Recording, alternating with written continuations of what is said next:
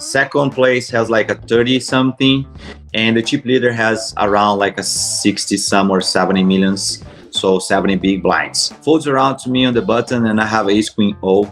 So just to clarify, before this hand, during the dinner break, while everybody was like eating, I was studying. So we placed the trees with stacks and like how this guy, how often he's capable of to use the ICM against you. So we placed everything there. So I knew what I have to do in every single hand, and I knew how I have to call him when he's jamming on me. So I have a huge ICM implication there.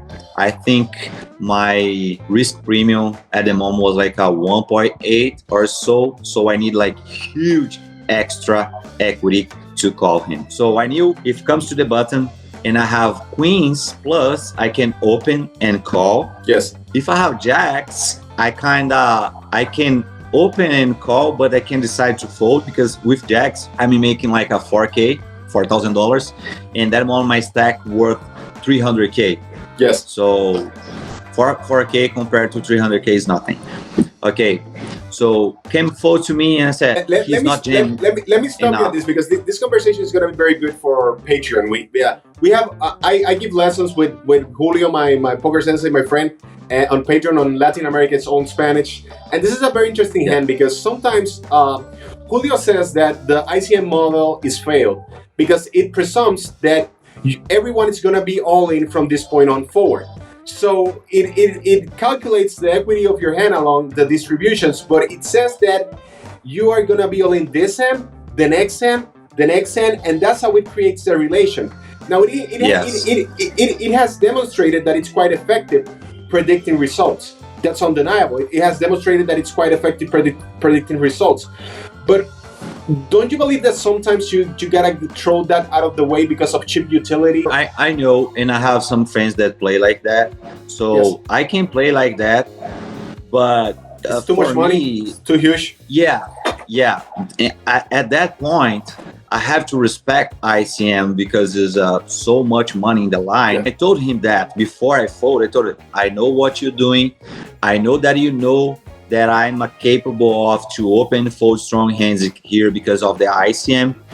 But if there's not a lot of money in the line, I could like just forget about the ICM. I know what I'm doing here. I know it's like ICM risk, but I will go anyway. And I don't think you gonna make like a huge mistake, because if you know the player and if you are playing versus him, you know the tendencies, and you know that you are ahead of many combos, and you could be flipping versus some, and you could be dead versus some. But most of the time, you not gonna be in the like really bad shape, you know. And I don't blame people who does that. In my situation, nobody can decide for me. I know my real situation. So for me in that moment was a lot of money in the line. So I decided, right here, right now, I will accept you to exploit me there because of the ICM. And he was not exploiting me like huge, because he was not like jamming 5-6. He's supposed to jam on me 5-6 suited and above, and he was not doing that. And that's because I open ace queen. Otherwise, I would just jam ace queen pre-flop. Come folds around 21 blinds, all in on the button. So making him fold like 6s, 7s would be a great turnout. And he would fold hands like that. So, but by jamming, I'm making like 2.5 blinds.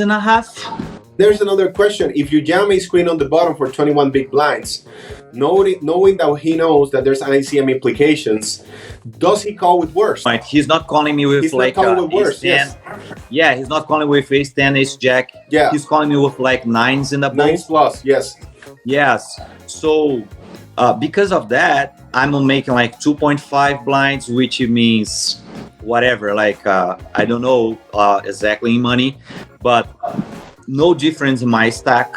And if I raise, I can avoid the situation of the coolers. For example, I raise here, small blind re-raise, he jam, I have an easy fold, you know. And even though when I raise, he was not like re-raising me enough, he was not doing with like the whole ICM range. He was doing with the standard range. So I assume less risks, you know, and that's why I opened instead of jamming. So for me was the best strategy at the moment. So then when he re-raised me, now ICM came to my mind, of course, my situation, everything. So it's like around like a 130K hand, because right now I'm like getting like a 170K and my stack worth 300K, like just doing analogy. So hey, you are playing cash game and you have ace queen and you raise to whatever 2K, and somebody just jamming on you 300K or 130K. Let's go exactly for 130K. Are you calling with ace queen? What's your answer? Are you calling with ace queen? No, I'm not calling with ace queen 130K. But if you are billionaire and 130K means nothing to you, yes, I get. I'm calling you. Yes. So for me, that moment, I seem pressured. I like what you said, that it wasn't a fear-based decision. You actually analyze before it came up. So that's very important, because a lot of people do the big fold, but they do the big fold because of fear and different mindsets. And I knew it was plus EV just jamming, and was around the same EV by open and fold, bet fold. They have the similar EVs just because he's not like jamming enough. If he's jamming enough, my EV by open is a lot worse than raising all in pre-flop. So, but because I know I have to adjust, I know he's not doing often, he's not doing what he's supposed to do, so I can open fold with about the same EV to jam. So yes, but you also said that, you know, everyone knows their personal situation. Not my personal situation, but he knows that I'm a studying guy. He knows that I was on the ICM and the ICMizer in the software during the breaks, because they got that. So that's the situation they know. That's the only situation they know. So, and they know that like, this guy is an ICM guy. So he knows what he's doing with his ranks, but not like my personal situation. My personal situation, nobody knows, just me. Just exactly. me. Yes. Yes, that's what I meant. That's what I meant. That a lot of times, more so when it's a decision that you have put a lot of thought behind, you are the only one who knows, you know. So yes, nobody can decide for me there. Nobody, because they will decide in his own situation. They will decide with your money, or with, if they are rich, super rich, they think, oh, I'm calling here, but okay, it is you. Like I said, 130K in a cash game. Are you calling with ace queen O? No, I'm folding. But if you're a billionaire, okay, I call. I know we have weak hands. You have like I have a range advantage versus your jamming, so I can call when you jam. Yes.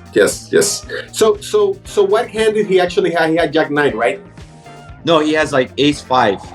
He showed me the 5, and I said, I know you have ace 5. It's a standard raise. You are not raising with 5s. He's supposed to raise me with 5s, but I knew he's not like raising me with 5s. With 5s, he would like just call me, just flat me. And ace 5 definitely is a standard mandatory re-raise all in.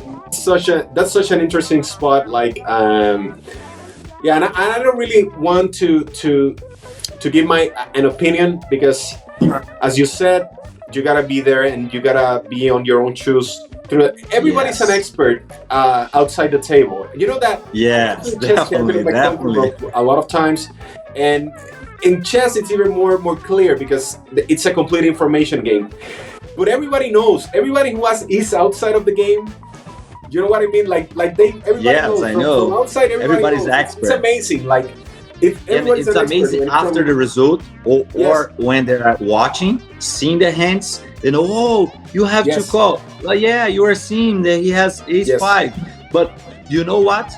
After this hand, the last hand that I busted, I jammed with Jack 10, and I got calling by Jack 7, and the 7 came, and it's the same situation. Imagine if I have ace queen there, 2 places ago, because right now we are like 3-way. So 2 places ago, I'm seeing like ace 5. I call.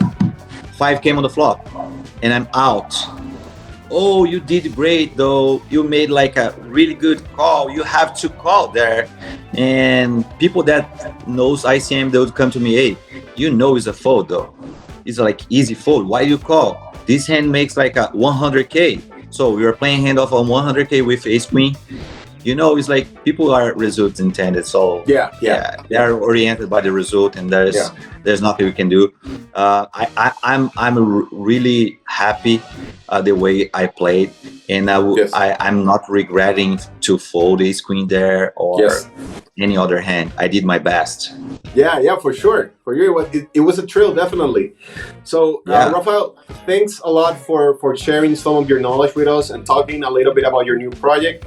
And I'll definitely we'll keep in contact. We'll keep talking. All right. Yes, man. Like anytime I'm here. You know, I told you like 6 months ago. I like you guys. I like the way you guys are like trying to help the poker community. So I'm here anytime. Just text me, name the date and time, and I will be there. So thank you a lot, Rafael.